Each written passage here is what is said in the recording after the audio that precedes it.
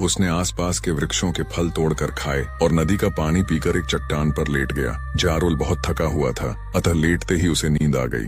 जारुल कब तक सोता रहा इसका उसे पता ही नहीं चला, लेकिन जब उसकी आंख खुली तो शाम हो चुकी थी और रात का अंधेरा तेजी से बढ़ रहा था। जारुल उठकर बैठ गया। जारुल की नींद खुली तो वह दोनों हाथ उठाकर अपनी थकान दूर करता है। तभी उसकी नजर पास में बैठे सर्प पर पड़ी, जो उसे डसने वाला ही था। जारुल पहले तो डर गया, लेकिन फिर उसने बड़े ही फुर्ती के साथ सांप को पकड़ा और उठाकर फेंक दिया।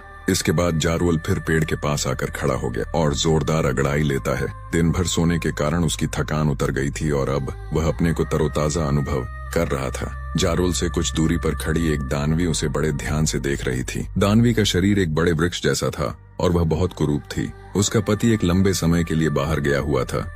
उस दानवी को एक पुरुष की तलाश थी। ऐसे में जारुल को देखकर उसकी आंखों में चमक आ गई। दानवी बहुत बुद्धिमान थी। वह बहुत अच्छी तरह जानती थी कि एक कुरूप और विशालकाय दानवी को कोई प्यार नहीं करेगा। यह भी संभव था कि उसका रूप और विशाल आकार देखकर सामने वाला पुरुष भयभीत हो जाए और भय से उसके प्राण निकल जाएं। दानवी ने इस विषय में बहुत सोचा। अचानक उसके दिमाग में एक योजना आ गई।